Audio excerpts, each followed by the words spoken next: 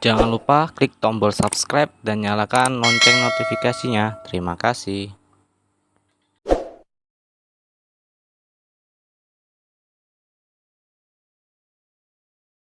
Untuk pupuk dasarnya, teman-teman pakai aja anjuran yang ada di situ, karena kan tingkat kesuburan, kondisi air dan iklim itu akan menentukan pupuk dasar di situ, dosisnya ya teman-teman. Cuma teman-teman perlu tambahkan untuk di pupuk dasar ini ekstra aja ya, saya tambahkan pupuk dasarnya itu kita pakai tambahan yaitu Vertibio ya. Vertibio. Vertibio ini adalah pupuk organik padat keluaran dari Pak Tani juga teman-teman ya. Vertibio ini sangat baik. Kenapa? Karena dia sudah ada mikrobanya teman-teman ya. Cuma nggak disebutkan di situ mikrobanya apa aja. Itu yang saya sangat sayangkan ya, dari Pak Tani tumbenan dia nggak sebutkan kandungannya apa di pupuk Vertibio ini. Memang benar pupuk organik ini biasa dia ada swing namanya, yaitu tidak bisa stabil karena bahan bakunya kan biasanya misal kita ngumpulin tai-taian nih teman-teman ya, kohe sana, kohe sini, itu pasti beda kandungannya. Nah, itu yang menyebabkan pupuk organik kadang ada swing di situ. Tapi lebih baik kita pakai teman-teman. Jadi nanti tanahnya bisa lebih gembur, kemudian apa namanya itu tanaman kita bisa lebih baik otomatis karena pupuknya jadi berimbang ya. Nah, kemudian pola tanam teman-teman. Usahain teman-teman menggunakan pola tanam jajar legowo ya. Karena itu memang sudah terbukti bisa meningkatkan hasil panennya. Kemudian yang ketiga, pola pengairan. Teman-teman mesti intermittent namanya ya. Bahasa kerennya ini intermittent, yaitu kapan kita harus basahi, genangi, kapan kita harus keringkan dulu sampai dia pecah rambut baru kita genangin lagi ya. Jadi diatur sesuai dengan kebiasaan dan rekomendasi dari daerah setempat teman-teman ya. Nah, kemudian yang berikutnya adalah pemilihan bibit teman-teman. Pilihlah bibit yang adaptif di tempat teman-teman. Kemudian kalau bisa ada yang paling genjah ya pakai yang paling genjah. Misal Inpari itu ya, itu kan bisa 110 lah, itu udah bisa panen ya kita panen. Nah, pemerintah juga baru mengeluarkan bibit baru, itu saya nggak tahu di tempat teman-teman udah ada apa belum ya. Itu M70D. Itu diklaim dia bisa di 70, itu maksudnya adalah 70 hari sampai 75 hari dia bisa panen teman-teman. Nah, ini akan sangat membantu petani kalau bisa genjah. Jadi kita bisa produksinya setahun itu bisa full gitu ya. Mudah-mudahan ini baiklah, dan hasilnya katanya bisa 8 sampai 9 ton teman-teman. Ini berita yang enak. Mudah-mudahan juga impor beras pemerintah bisa tutup dan kita petani bisa penuhi kebutuhan beras di dalam negeri ya. Oke, selain pupuk Vertibio ini yang kita pakai di pupuk dasar tambahannya ya teman-teman, teman-teman juga bisa pakai misalnya yang dari pemerintah punya ini petroganik teman-teman ya kan. Nah, cuma saya kadang-kadang susah sekali nyari petroganik, makanya saya beli Vertibio. Di tempat kita harganya nggak terlalu mahal, 120 per 40 kilo teman-teman ya. Ini Vertibio. Oke ya. Nah, kemudian kita mulai dari hari pindah tanam ya, 0 HST lah teman-teman ya. 0 HST teman-teman perlu perhatiin adalah yang pertama keong, kemudian ulat tanah ya. Jadi keong mas ini kita biasa pakai itu ya, Debestan ya, Debestan ini sama dari Pak Tani ya teman-teman, Debestan. Nah, saya kasih linknya juga di bawah, kalau teman-teman yang mau coba pakai bisa beli di situ ya. Ingat, jadi petani yang digital sekarang semuanya bisa dibeli, kita tinggal persiapkan apa-apa yang kita butuhkan ya. Jadi Debestan ini untuk keong mas teman-teman. Kemudian juga kita bisa pakai karbofuran ya. Karbofuran ini teman-teman kita biasa pakai itu yang kalau nggak furadan ya Jordan itu ya. Kalau Jordan itu lebih tinggi, dia 5G, sedangkan furadan itu 3G ya. Jadi terserah teman-teman, ini untuk waktu kita pindah tanam, jangan sampai nanti dimakan ya. Kemudian maju lagi di umur 3 HST ya, 3 HST. 3 HST ini kita akan kendalikan rumputnya dulu teman-teman. Kita semprot ya, semprot rumputnya itu. Rumput ini kita pakaikan yaitu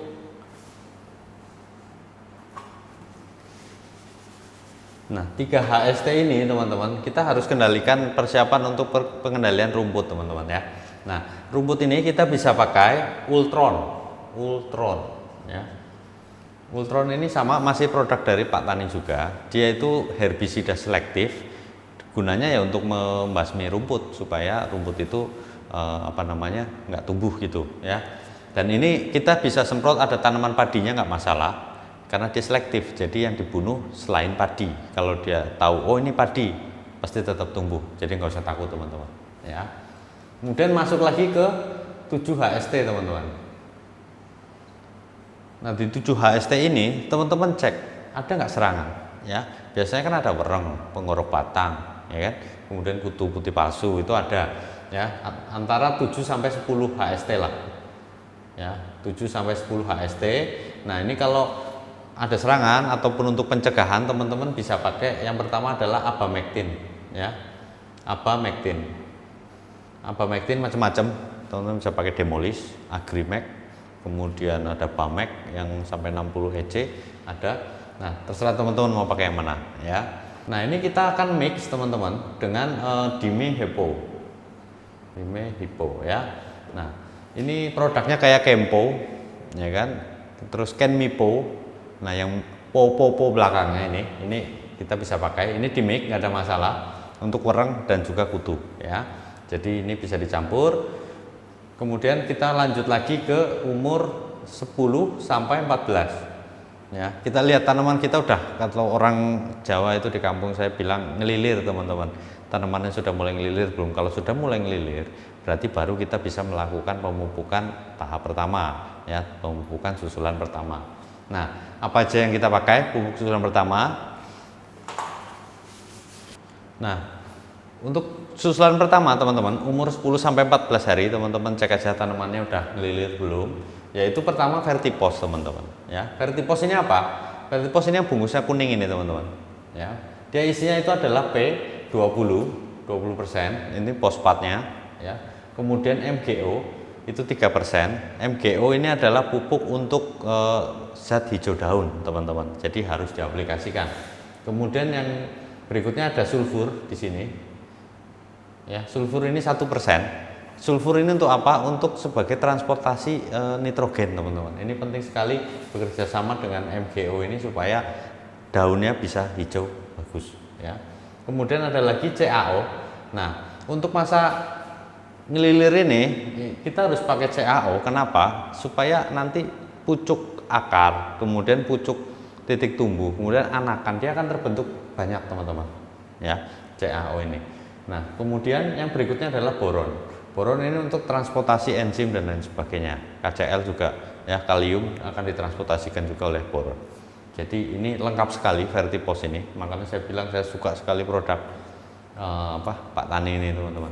Ya. Kemudian yang berikutnya, oh ini dosisnya ya. Ini kita pakai 100 kilo aja teman-teman. Ya 100 kilo udah cukup. Nah kemudian yang berikutnya adalah Saprodap. Saprodap ini yang warnanya hijau juga gini. Nah ini isinya apa aja? Dia ada N-nya 16 ya kan. Nah kemudian ada P-nya ini 20. Kemudian yang berikutnya dia ada S-nya ini 12% ya.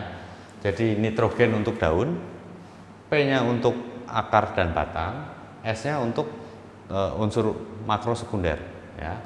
Ini baik sekali. Kemudian yang berikutnya adalah pupuk spesifik teman-teman yang kita pakai. Ini NPK padi. Nah ini Saprodapnya kita pakai 50 kilo ya. Kita pakai 50 kilo. Ini NPK padi. NPK padi isinya apa? Sama N-nya 21 teman-teman. Ini N21 ya. Selain itu dia juga ada kandungan P-nya itu 14 ya. Kemudian dia ada lagi kalium itu 7%.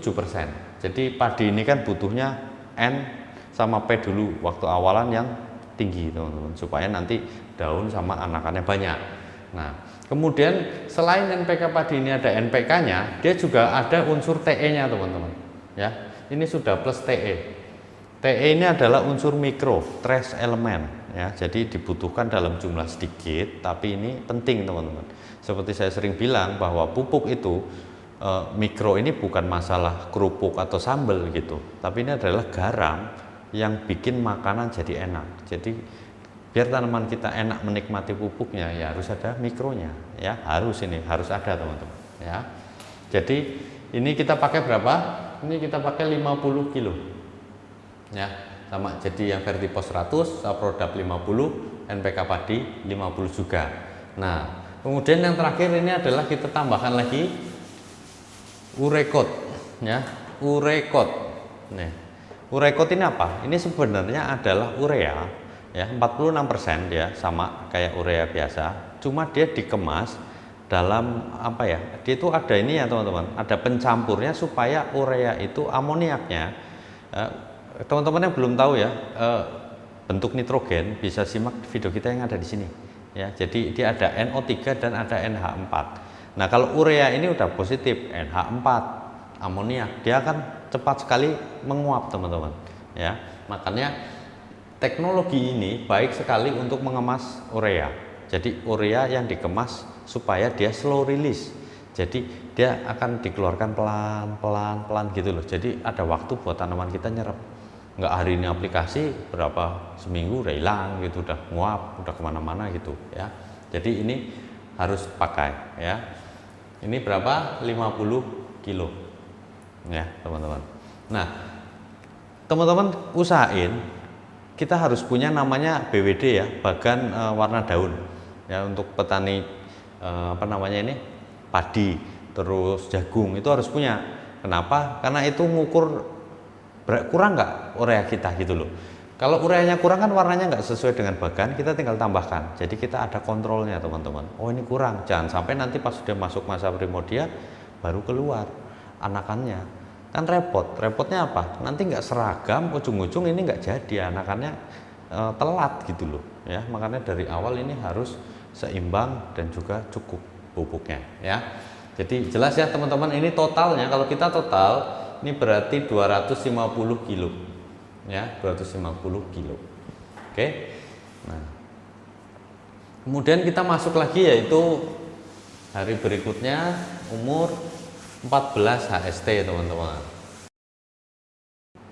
Teman-teman cek juga di lapangan umur 14 ini ada nggak serangan dari kutu, dari apa namanya itu, wereng gitu ya. Kalau nggak ada teman-teman bisa molorin ke 17 ya, 17 HST. Kita di sini harus semprot mau nggak mau untuk pencegahan teman-teman, yaitu Abamectin tadi ya. Anggaplah kita pakai ini, kalau saya ini biasa pakai ini teman-teman, Andromeda ya, Andromeda. Kita biasa pakai Abamectin itu Andromeda. Kemudian kita akan tambahkan di sini adalah Kempo ya, Kempo ini bahan aktif itu Dimehipo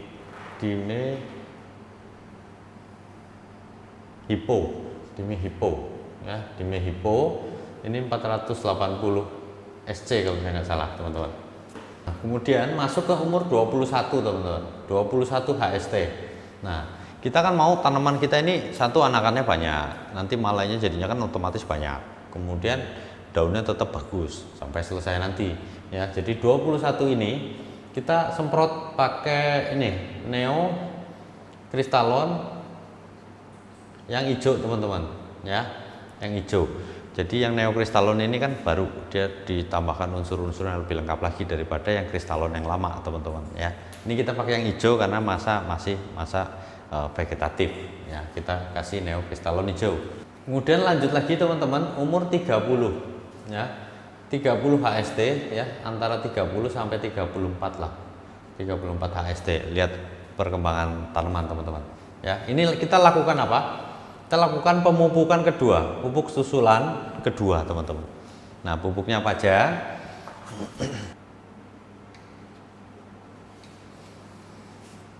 Nah untuk pupuk susulan kedua teman-teman, yang kita pakai masih sama, yaitu NPK padi ya. Ini kita pakai berarti 150 kilo per hektar ya, NPK padi. Kemudian kita KCL, tambahkan KCL supaya ini persiapan nanti dia mulai masuk primodia ya, inisiasi primodia. Ini kita pakai 50 aja teman-teman, 50 kilo. Jadi totalnya adalah 200 kilo ya untuk pupuk susulan kedua.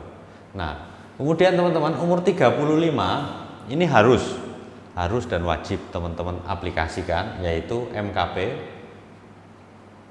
ya. MKP ini monokalium fosfat. Ini kita pakai berapa? MKP ini kita pakai 5 sampai 10 gram per liter. Nah, MKP ini teman-teman kita pakai yaitu dosisnya 5 sendok per tangki teman-teman. Ya. Ini untuk nanti kebutuhan dia mau masuk masa itu, masa primordia ini adalah P yang tinggi dan K yang tinggi teman-teman. Kemudian kita tambah di sini adalah poston teman-teman. Ya. Nah, poston ini dia dosisnya per hektar adalah 250 mili teman-teman. 250 mili per hektar. Ya, jadi poston ini kemasannya juga 250 mili dan itu dipakai cukup untuk 1 hektar teman-teman. Fungsinya apa sih ini? Ini poston ini adalah zat perangsang tumbuh teman-teman, ZPT. Kita harus pakai di umur inisiasi dia primordia ini supaya apa? Ya nanti malainya keluarnya bareng, serempak ya. Buahnya jadi nanti malainya ini serempak, jadi kita harapan nanti panennya pun jadi maksimal ya. Jadi kita harus kasih ZPT ini teman-teman. Kalau teman-teman nanya kadang kan pakai ZPT lain gimana gitu ya, nggak apa-apa, yang penting itu adalah ZPT untuk padi misal kayak biges itu kan juga nggak masalah dipakai, bisa gitu ya, terserah teman-teman mau pakai ZPT apa ya. Nah, kemudian teman-teman kita nggak ada pemupukan lagi, jadi pupuk susulan kedua ini udah cukup untuk dia sampai panen nanti 110 ya. Nah, kita tinggal melakukan penyemprotan. Nah, untuk penyemprotannya sendiri teman-teman, tadi kan 35 kita udah ya, 35 HST ini kita adalah poston atau ZPT ya, ZPT plus KCL teman-teman ya, MKP plus MKP ya. Ini kita tambah 10 hari, jadi per 10 hari, jadi ini adalah 45 HST. Ini kita masih sama pakai MKP 5 gram, 5 sendok ya, 5 sendok per tangki. Ini ditambahkan lagi yaitu dengan torbinol teman-teman ya, torbinol. Nah, MKP plus torbinol. Jadi yang pertama tadi 35 ini adalah ZPT dan MKP. Nah, yang 45 ini kita harus mulai MKP dan torbinol. Torbinol ini adalah fungisida teman-teman, fungisida plus ZPT juga. Dia sama, mirip sama kayak amistartop teman-teman, cuma dia dosisnya lebih tinggi. Ini adalah azoxystrobin ya, ini azoxystrobin ini dia 300 gram per liter ya kan. Nah, kemudian dia juga ada difenoconazole ini adalah 180 gram per liter, jadi lebih tinggi daripada amistartop teman-teman. Nah, ini harus ya teman-teman, harus pakai dua bahan aktif ini, merek bebas ya kan. Kalau dulu ini torbinol ini kan baru ya kan, baru belum lama dia keluar. Dulu itu dia mereknya TAF teman-teman. Jadi kalau teman-teman yang dulu pakai TAF ya harusnya tahu torbinol gitu ya. Ini baru teman-teman torbinol, ini bagus sekali supaya apa? Jangan sampai kita terserang jamur dan cendawan, antraknosa misalnya, terus blas ya, ini harus dicegah. Nah, MKP ini juga wajib, jadi ini wajib sekali supaya apa ya, kuat tanamannya terhadap serangan ini penyakit dengan kita menambahkan unsur K dan P di sini teman-teman ya, dari MKP itu.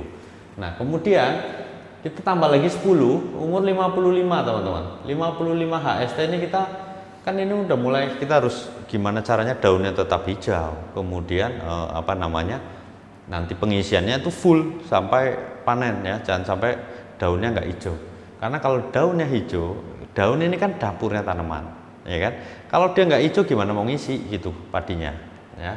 Jadi kita mesti semprot umur 55 itu adalah MKP ya, kemudian kita tambahkan yaitu neokristalon yang merah ya, neokristalon merah.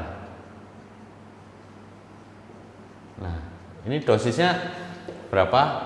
Ini kan ini tadi 5 sendok ya, kalau ini jadi 3 sendok, ini 3 sendok. Neokristalonnya kita pakai 2 sendok.